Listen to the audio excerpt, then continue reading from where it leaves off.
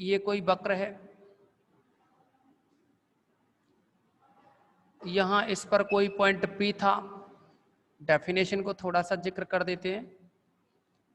इस वक्र पर कोई बिंदु P और दूसरा बिंदु Q, P पर कोई अविलंब खींचा और C पर भी एक अविलंब खींचा, जो कि एक दूसरे को बिंदु N पर काटते हैं या N पर मिलते हैं। अब हम ये कहें कि जैसे जैसे यह पॉइंट Q P की ओर अग्रसर है, वैसे वैसे ये N पॉइंट है एक बिंदु C की ओर अग्रसर हो, तो उस स्थिति में बिंदु C को वक्रता केंद्र और ये जो दूरी CP है, ये दूरी जो CP बनी, इस CP को वक्रता त्रिज्या और इस CP का जो व्युत्क्रम होगा 1/CP, इसको वक्रता कहेंगे। एक और बात, अगर इसमें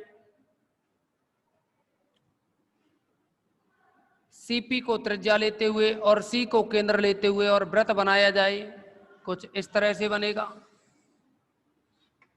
तो ये इसका वक्रता वृत्त कहलाता है। एक और बात बताई थी वक्रता जीवा के लिए, इस P पॉइंट से कोई भी सरल रेखा पास हो रही हो जो कि इस वृत्त को बिंदु Q पर मिले, तो उस स्थिति में जो PQ दूरी है या PQ जीवा रेखा है, यह इस वक्र के लिए वक्रता जीवा कहलाती है। तो ये सब कुछ हमने जिक्र किया था आपसे पिछली मीटिंग में। अब हम वक्रता त्रिज्या जो रो है, रो से व्यक्त करते हैं वक्रता त्रिज्या को, तो इस वक्रता त्रिज्या के बारे में हम जिक्र करेंगे। तो जैसा कि ये पॉइंट P और यहाँ दूसरा पॉइंट Q, P पर जो अविलंब है और Q पर जो अविलंब है एक दूसरे को N पर मिलते हैं, और इस पॉइंट को C नाम दे दिया जाए। यदि इन दोनों अविलंबों के बीच एंगल साई है और ये जो PQ चाप है इसकी लंबाई S हो, तब वक्रता त्रिज्या rho is equal to ds/d psi से निकाली जाती है। Rho is equal to ds/d psi से ज्ञात करते हैं। तो ये डायग्राम के बारे में आपके पास पूरा लिखा हुआ है। अब आप एक लाइन इसको माइंड में रखोगे कि वक्रता त्रिज्या जो रो होती है वह ds/d साई होती है। इसके अलावा और भी कई फॉर्मूले हैं जिनको हम बारी बारी से डिस्कस करेंगे।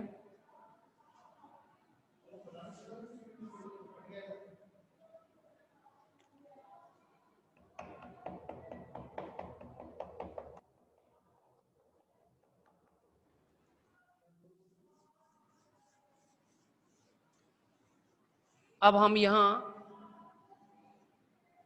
एक और फॉर्मूले के बारे में डिस्कस करेंगे,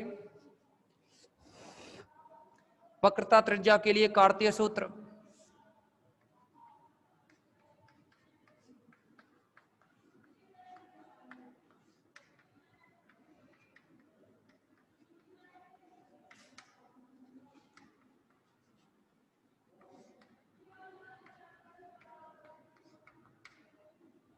वक्रता त्रिज्या के लिए जो कार्तीय सूत्र होता है, कार्तीय यानी x और y की फॉर्म में, तो इस फॉर्मूले को निकालेंगे। आपको हमने स्टार्टिंग में एक फॉर्मूला बताया था dy/dx इज इक्वल टू, जो कि dy/dx is equal to tan psi, और अगर इसका दोबारा से डिफरेंशिएशन किया जाए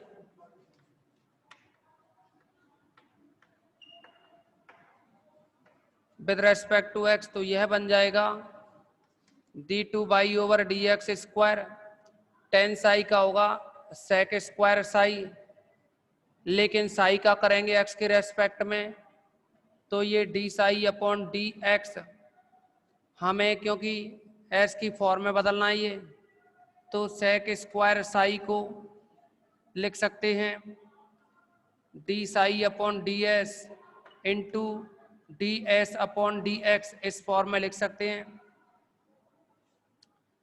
तो आप देखेंगे यहाँ कि इस सेक स्क्वायर साई को भी आप लिख सकते हो 1 प्लस टेन स्क्वायर साई, क्योंकि 1 plus tan square is equal to sec square होता है। और यहाँ D psi upon D S की जो वैल्यू है देखेंगे, D S upon D psi rho है, तो फिर डी साई ऊपर हो जाए डी एस नीचे हो जाए तो ये 1 अपॉन रो हो जाएगा, यानी 1 upon rho is equal to बनेगा यहाँ से D psi upon D S. इसको काम में ले सकते हैं हम, तो यहाँ 1 अपॉन रो काम में ले सकते हैं। साथ में D S upon D X का फॉर्मूला यह भी हम आपको बता चुके हैं पहले, D S upon D X is equal to square root of 1 plus D Y by D X का होल स्क्वायर, चैप्टर 3 में इसको भी बता चुके हैं। तो यहाँ लिख दिया जाएगा, ये रूट में है ना, तो इसको आप 1/2 लिख सकते हैं, 1 plus D Y by D X का होल स्क्वायर। इसको भी फिर हम लिख सकते हैं कि 1 प्लस ये 1 अपॉन रो है, बाहर निकालें, जो कि D two by by D X square के इक्वल चल रहा है। ये इक्वल में ये 1 अपॉन रो है, इसको लिखेंगे 1 upon rho into 1 plus tan square psi, तो टेन साई की वैल्यू है अपने पास D Y by D X, तो क्योंकि स्क्वायर है तो स्क्वायर की फॉर्म में लिख देंगे, यानी D Y by D X का होल स्क्वायर। अभी हमने 1 प्लस टेन स्क्वायर की वैल्यू लिखी है, 1 अपॉन रो आगे लिख दिया है, और ये बनेगा फिर इनटू में, यहाँ इनटू में आएगा ये 1 plus D Y by D X का होल स्क्वायर की पावर आधी। आप देखेंगे यहाँ कि ये जो D two Y by D X square है इक्वल में 1 अपॉन रो, तो ये ब्रैकेट और ये ब्रैकेट दोनों सेम है, तो इस पे घात 1 है और इस पे घात आधी है, जोड़ेंगे तो 3/2 हो जाएगी। और अगर ये 3/2 हो गई ना, एक को और आधे को जोड़ोगे ना, 1 प्लस आधा, अरे आधार समान होते हैं तो घातें जुड़ती हैं, और जब जोड़ोगे एलसीएम लेकर के तो ये 3/2 बन जाएगा। यहां से देखेंगे आप कि D two by by D X square is equal to 1 upon rho, और यहां या एक काम कर सकते हैं आप, ये जो रो है ना, रो की वैल्यू निकालनी है, रो को लेफ्ट साइड में लाओ, इसको नीचे ले जाओ, 1 plus D Y by D X का होल स्क्वायर की पावर 3/2 अपॉन में आएगा D two by by D X square, इतना लिख सकते हैं। अगर इसमें हम यह मान लें कि D Y by D X is equal to Y 1 और D two by by D X square is equal to Y 2, तो आप समझेंगे ये बन जाएगा, तब rho is equal to 1 plus Y 1 square, 1 plus Y 1 square की पावर 3/2 अपॉन में D two by by D X square को लिख रहे हैं बाई 2। इसको अगर आप यहाँ तो क्या है, ये फंक्शन ऑफ एक्स हो, लेकिन अगर इसी को तथा या ये कहें अन्य सूत्र,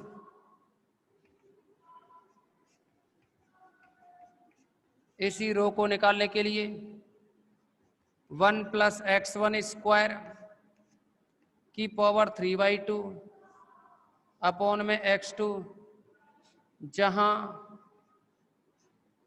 x1 का मतलब है D X upon D Y, और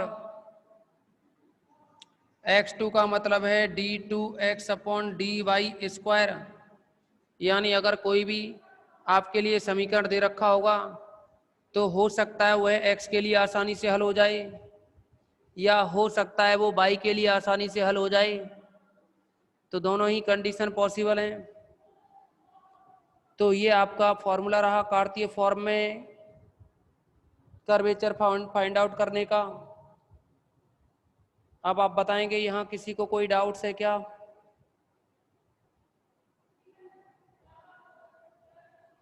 कमेंट्स में बताएं।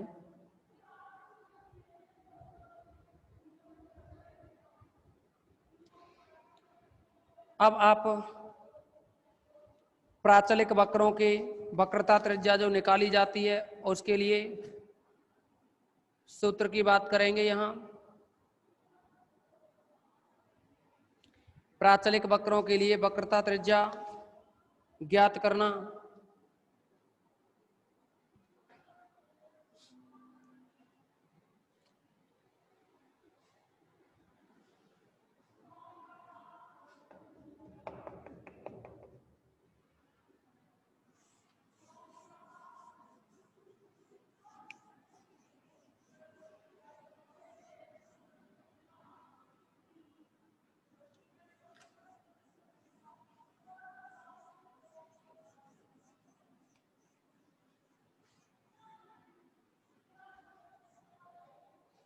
प्राचलिक वक्रों के लिए वक्रता त्रिज्या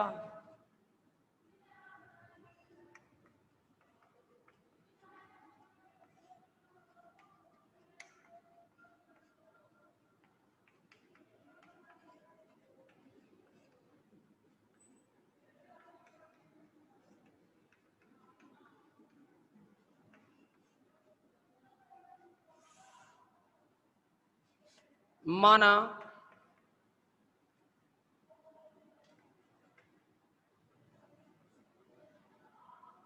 वक्र का प्राचल समीकरण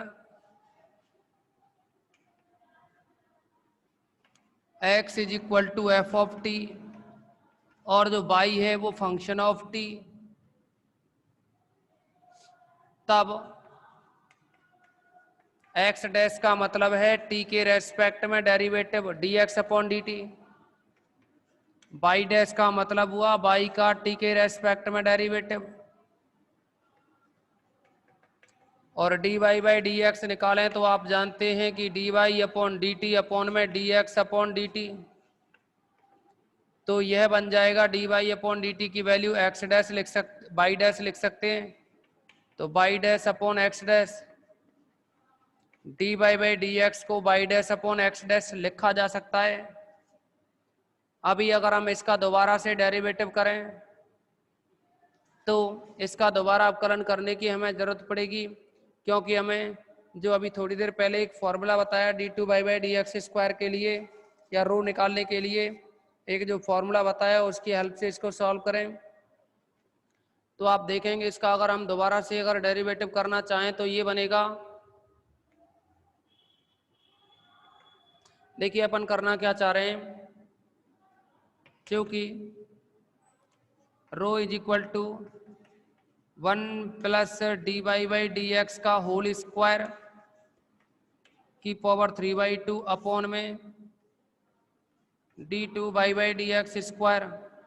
एक तो यहाँ dy बाई डी एक्स की वैल्यू रखनी है जो कि अपने पास y dash upon x dash है, एक यहाँ d2 by D X square की वैल्यू रखनी है।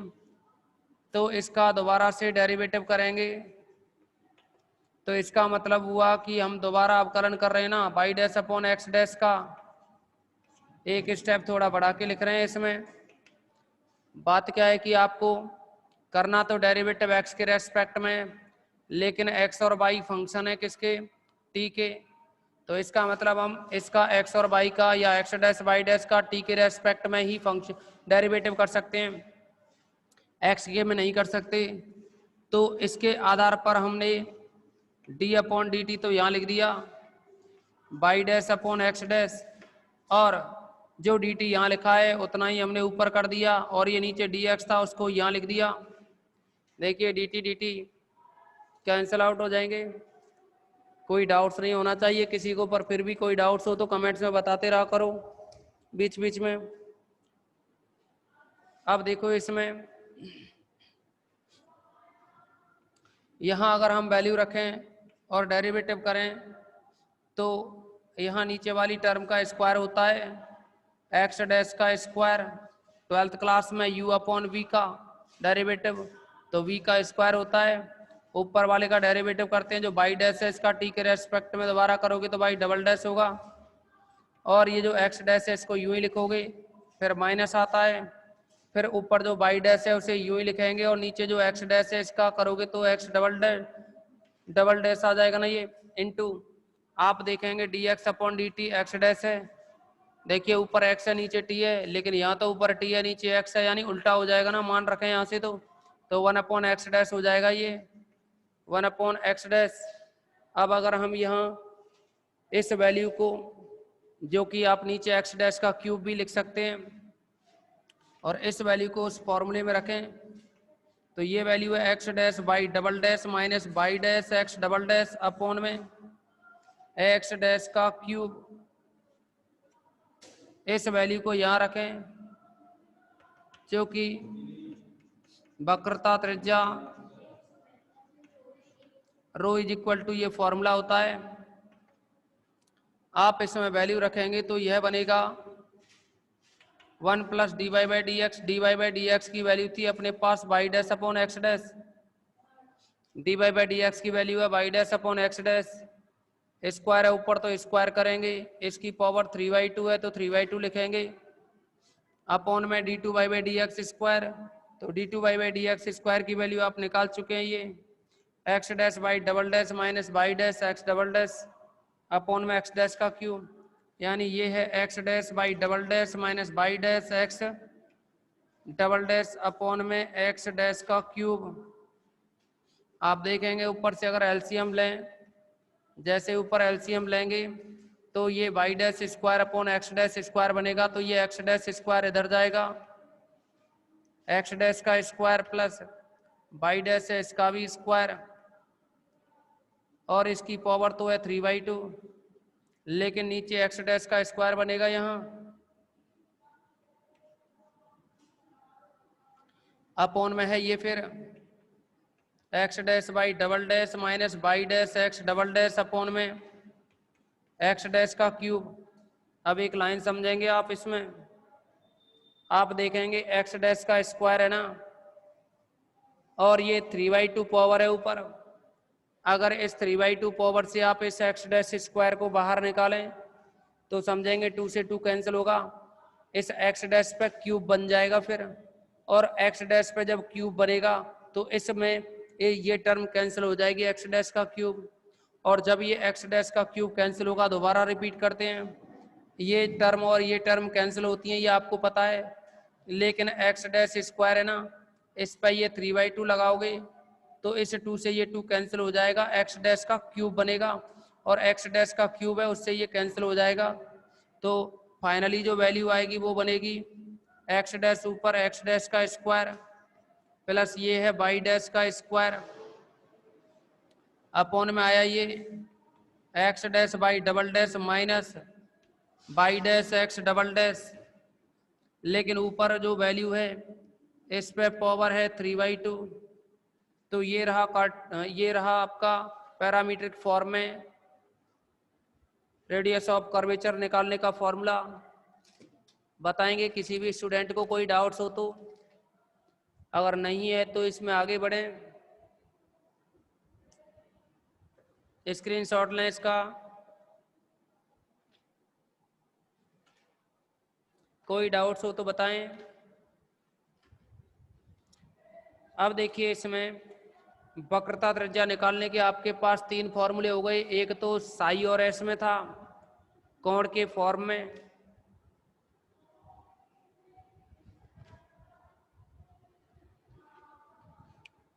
दीपेश धाकड़, अवकलन दोबारा बताना है, देखिए अवकलन दोबारा समझें,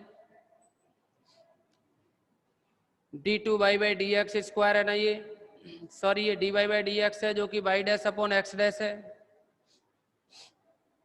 जो dy बाई डी एक्स है वो है Y dash upon X dash है, इसका दोबारा से अगर हम अवकलन करें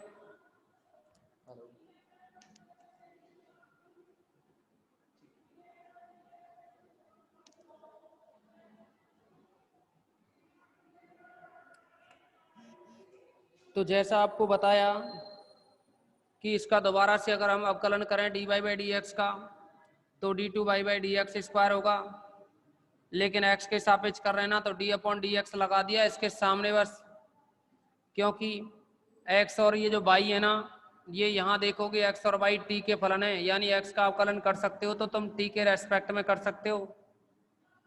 तो इसका मतलब हुआ यहाँ y डैश और x डैश है ना, इनका भी अगर आप अवकलन करेंगे तो t के ही रेस्पेक्ट में कर सकते हैं, ना कि x के रेस्पेक्ट में। तो हमने क्या किया, यहाँ जो x है इसकी जगह t यहाँ किया और इस dt को यहाँ लिखा उतना ही ऊपर लिखा, और ये जो dx नीचे है जो नीचे है उसको यहाँ नीचे ही लिखा। देखिए dt से dt कैंसिल होकर के नीचे dx ही आएगा यहाँ। अब क्या किया इसमें हमने कि आपको मालूम होगा कि जब आप 12th क्लास में पढ़े थे तो वहाँ भी एक दो क्वेश्चन इस तरह से आए होंगे कि कोई भी अवकल समीकरण आपसे सिद्ध करवाई हो 1 माइनस एक्स स्क्वायर, देखिए कुछ इस तरह से आया हो 1 minus X square d2 by D X square plus का 2x dy by D X is equal to 2y। इस तरह से कुछ इक्वेशंस आपने सॉल्व की होंगी। तो वहाँ क्या करते थे 1 माइनस एक्स स्क्वायर और ये d2 by D X square को या तो बाई डबल डैश कहते थे, याद हो तो कुछ, इसको एक बार अवकलन है तो बाई डैश कह देते हैं इक्वल टू 2y, मतलब इसको इसकी फॉर्म में लिख सकते हैं। और भी काफ़ी फॉर्म होती है इनको रिप्रेजेंट करने की। तो इसमें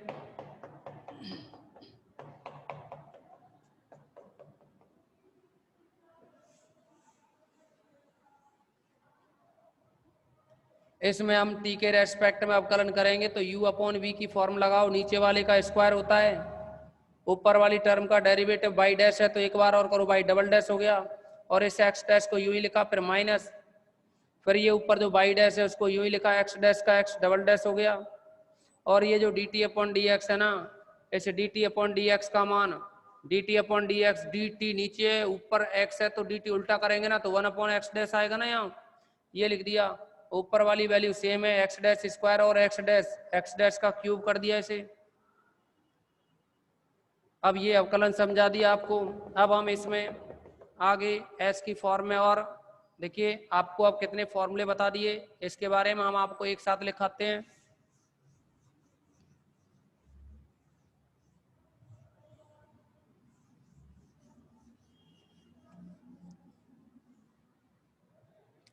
अभी तक आपको जितने भी फॉर्मूले बताए गए उनमें से पहला जो फॉर्मूला है वो है rho is equal to D S upon D psi. दूसरा जो फॉर्मूला है rho is equal to 1 plus Y 1 square की पावर 3/2 अपॉन बाई 2। तीसरा फॉर्मूला है rho is equal to 1 plus x1 square की पावर 3/2 अपॉन में x2। चौथा जो फॉर्मूला है rho is equal to X dash square plus Y dash square की power 3/2 upon में X dash Y double dash minus Y dash X double dash. Rho निकालने के अभी इतने फॉर्मूले आपको बता दिए हमने। अब इसमें एक और फॉर्मूला निकाल रहे हैं रो की फॉर्म में, तो 5वें नंबर का फॉर्मूला, और वो 5वां फॉर्मूला है आपका यदि वक्र का समीकरण एस की फॉर्म में हो, यानी एस एक्स और वाई का फलन हो, तो ये कह सकते हैं हम यदि एस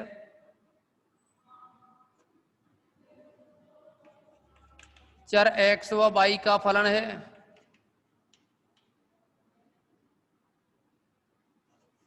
यदि एस एक्स व वाई के पदों में है, के पदों में हो, तब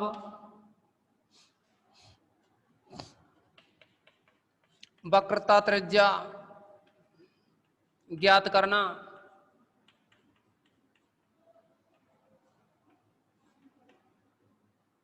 तो इसमें जो ये वक्रता त्रिज्या ज्ञात करने की कह रहे हैं हम, आप जानते हैं चूंकि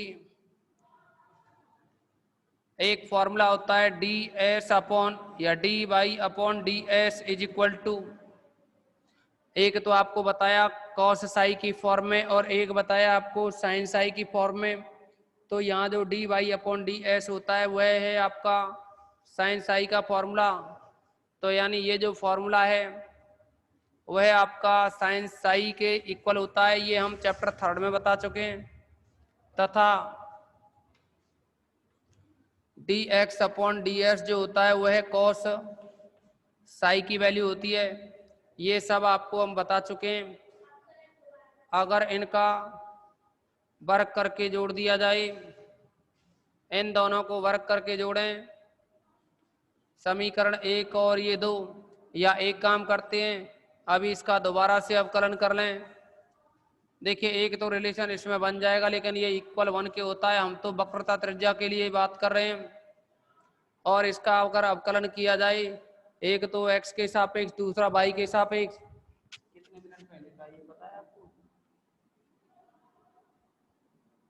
थोड़ा जागते भी रहा करो मैडम।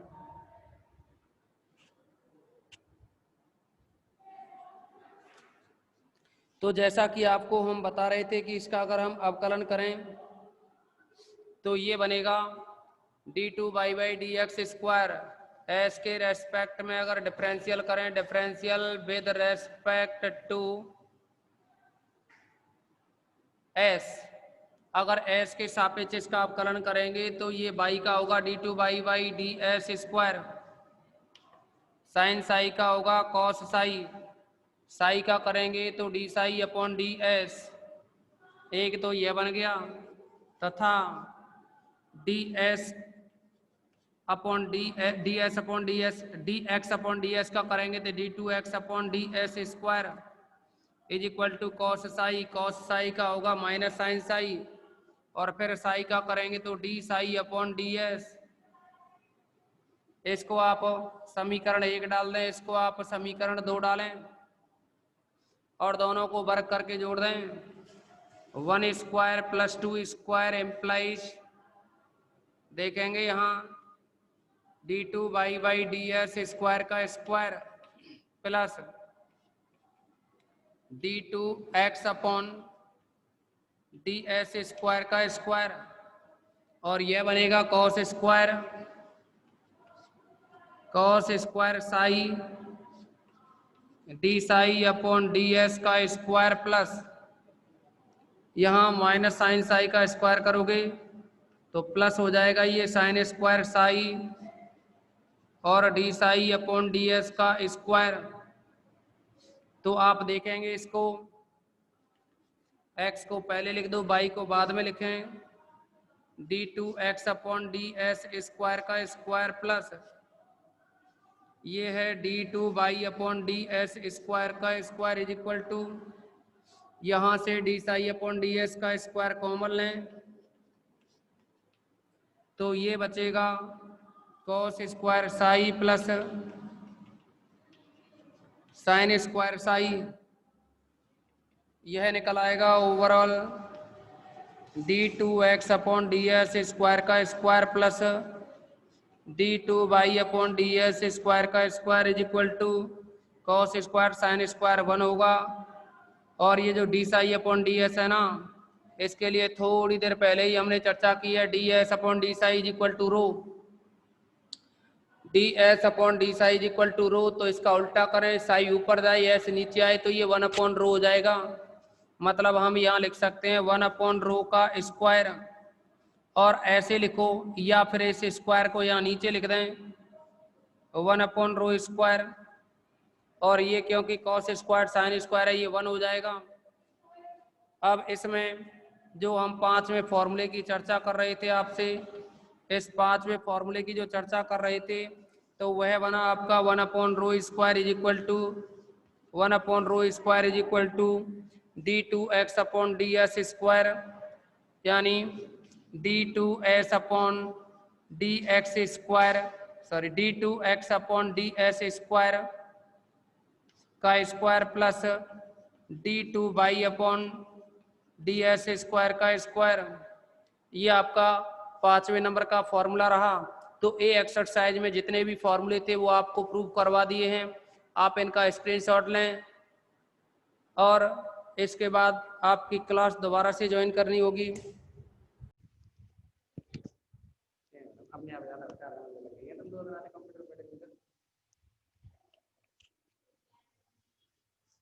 तो स्टूडेंट्स, जैसा कि आपको बताया हमने कि ये 5 जो फॉर्मूले हैं आपके ए एक्सरसाइज है उसके लिए हैं।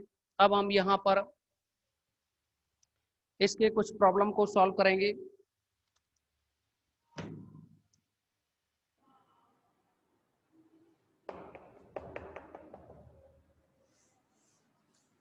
फॉर्मूले कौन सा कब लगेगा ये डिपेंड होता है फंक्शन के अकॉर्डिंग, कि क्वेश्चन में किस तरह से आपको दे रखा है।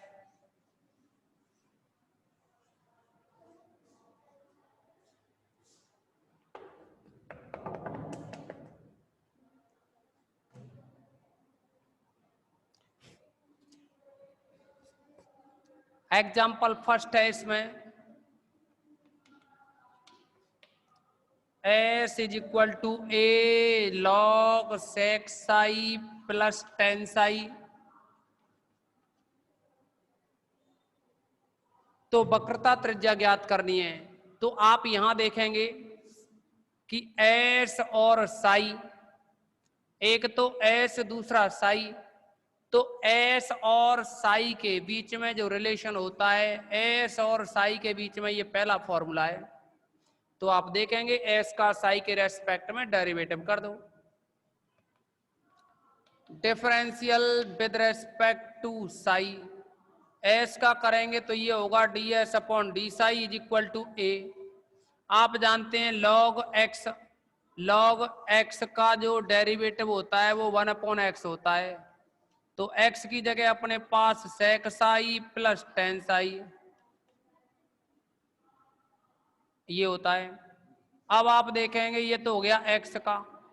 अब इस ऊपर वाली टर्म का करो, इस ब्रैकेट का करें तो sec x का जो अवकलन होता है ना वो होता है sec x tan x, यानी sec psi का sec psi tan psi, और प्लस tan psi का जो डेरिवेटिव होता है वो है sec स्क्वायर psi। आप देखेंगे कि यह जो ds अपॉन डी साई होता है वह रो के इक्वल होता है। तो इसको आप रो लिख सकते हैं इक्वल टू a। यहां से sec psi को कॉमन लिया जाए तो यहां बचेगा tan psi और यहां बचेगा sec psi। tan psi plus sec psi बचा, और अपॉन में जो है sec psi plus tan psi है। तो आप देखेंगे sec पहले tan बाद में, यहाँ tan पहले sec बाद में, लेकिन है तो ब्रैकेट एक जैसा, कट जाएगा ना ये, तो यह बन जाएगा a sec psi, इतना बन जाएगा। तो ये इसका सॉल्यूशन रहा। अगर किसी भी स्टूडेंट को कोई भी डाउट्स हो तो बताएं।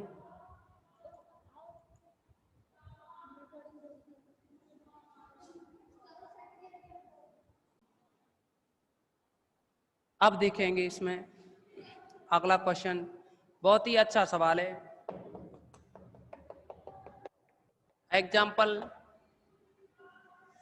थर्ड और सेकंड, मतलब एग्जाम्पल तो बीएससी के अंदर अच्छे होते ही हैं,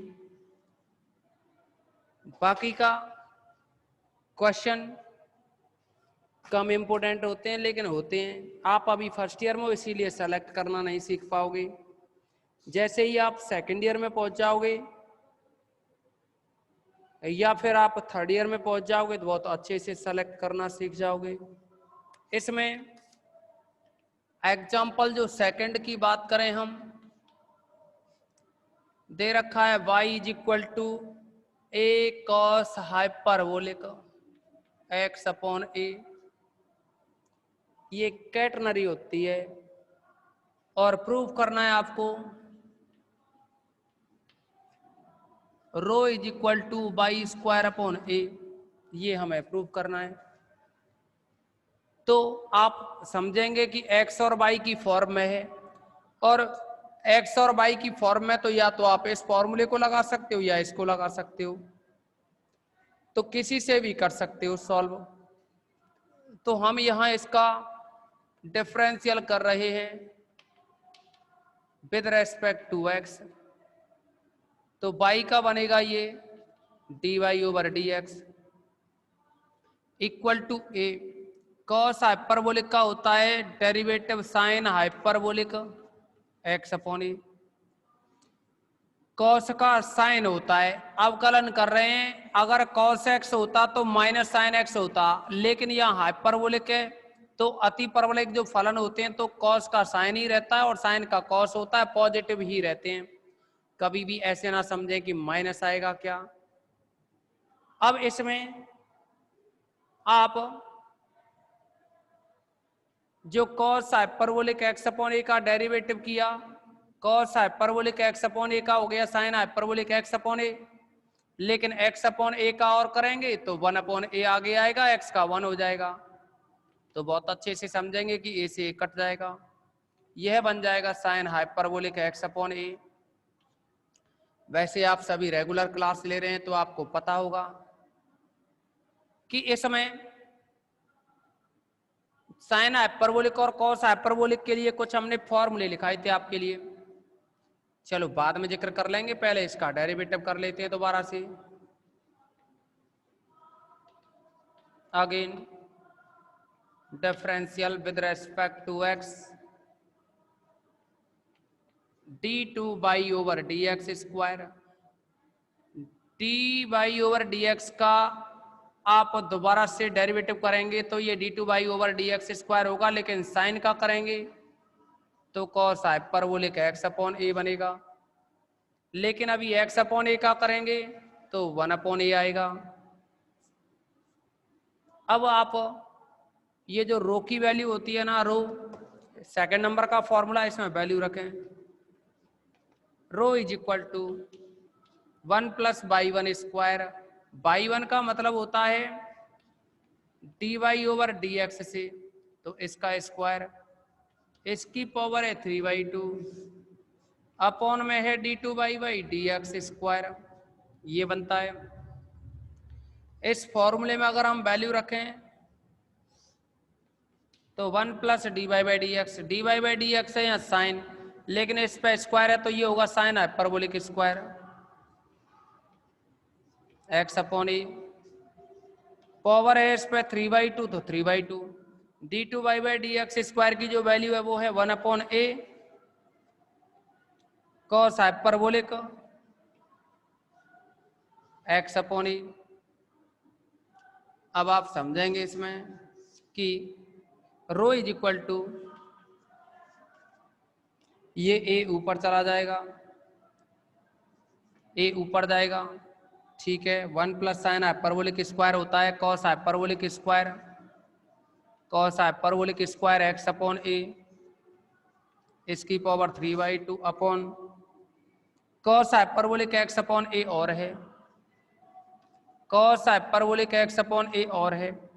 कुछ स्टूडेंट के माइंड में थोड़ा सा डाउट्स होगा, क्योंकि ये फॉर्मूले होते हैं cos hyperbolic square X minus sine hyperbolic square X is equal to, जैसा आप सोच रहे हैं वैसा नहीं है, और cos hyperbolic square X plus sine hyperbolic square X is equal to, देखिए अगर h नहीं होता तो ये 1 के बराबर होता है, लेकिन h है इसमें तो ये कॉस हाइपरबोलिक 2x के इक्वल होता है, और ये जो मान होता है वो 1 के बराबर होता है। ये दो फॉर्मूले हैं, अभी होने को तो और भी काफ़ी फॉर्मूले हैं, लेकिन उनमें से इन दो को ही आपको बताया जा रहा है। ज़रूरत जितनी पड़ेगी उतना ही बताया जाएगा, क्योंकि हाइपरबोलिक वाले आपके लिए ये केवल 2 ही फॉर्मूले काम आते हैं और दूसरे की भी ज़रूरत नहीं पड़ती। एक और जो ऊपर जो फॉर्मूला है ना पहला वाला, वही काम आता है अधिकतर, लेकिन फिर भी दूसरे को लिखा दिया है। जैसे ही आप सेकंड ईयर में पहुंचोगे तो 2 तो ये फॉर्मूले, एक और फॉर्मूला आ जाता है काम में, यानी 3 फॉर्मूले काम आने लग जाते हैं। अब आप समझेंगे इसमें कि इसमें हमने 1 plus sine hyperbolic square x upon A है ना, यानी साइन हाइपरबोलिक स्क्वायर उधर ले जाएं तो कॉस हाइपरबोलिक स्क्वायर बचेगा ना, इसका वैल्यू वही लिखा है ऊपर कॉस हाइपरबोलिक स्क्वायर।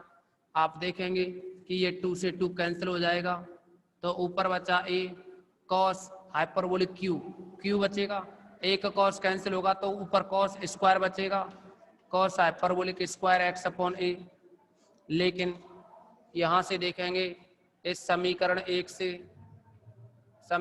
से देखें तो कॉस हाइपरबोलिक की वैल्यू है y upon A, y upon A लिखेंगे, इस पे हाइपरबोलिक स्क्वायर है तो स्क्वायर करेंगे, ये वैल्यू रखी है हमने समीकरण एक से। तो आप देखेंगे यहाँ ए इंटू में by square upon A square बनेगा, एक ए कैंसिल होगा तो फिर बाई स्क्वायर अपॉन ए रह जाएगा रो की वैल्यू। अब आप बताएंगे अगर किसी को कोई डाउट्स हो तो।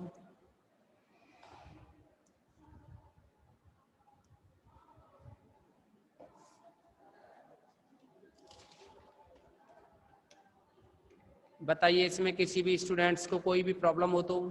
वीडियो साफ नहीं आ रही सर, अच्छा ऐसा है वीडियो का तो थोड़ी देर के लिए कोई दिक्कत हो जाती है, जरूरी नहीं है हमारी वजह से दिक्कत हो, आपके यहाँ भी कोई प्रॉब्लम हो सकती है।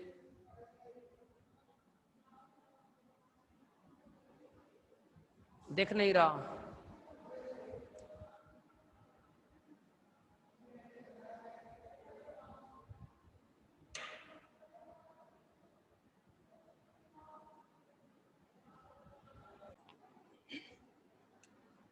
आपने इसका स्क्रीनशॉट ले लिया होगा।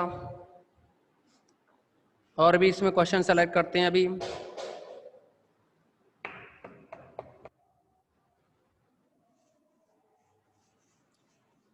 देखिए आप सभी लोगों को अगर ये पता लग जाए कि इसमें कौन सा फॉर्मूला लगेगा तो क्वेश्चन को सॉल्व करने में कोई प्रॉब्लम नहीं होगी। और फॉर्मूले ये सब याद होंगे ना, जो 5 फॉर्मूले हमने साइड में लिखाए हैं, आपको प्रूफ भी करवाए हैं, तो ये फॉर्मूले अगर आपको याद होंगे तो ही पता कर पाओगे कि कौन सा फॉर्मूला लगेगा इसमें। तो अब हमें इसमें एक और क्वेश्चन जो सेलेक्ट करने की बोल रहे हैं आपको, इसमें से कोई भी क्वेश्चन सेलेक्ट करते हैं।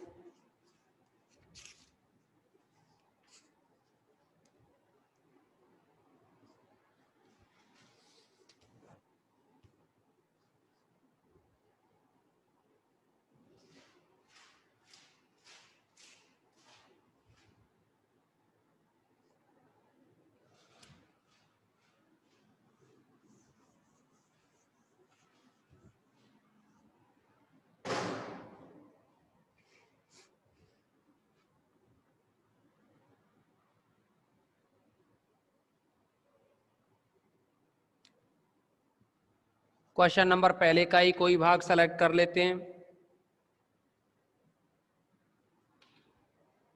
एस इज इक्वल टू, इसका ए पार्टी सेलेक्ट किया, S is equal to C tan Sai,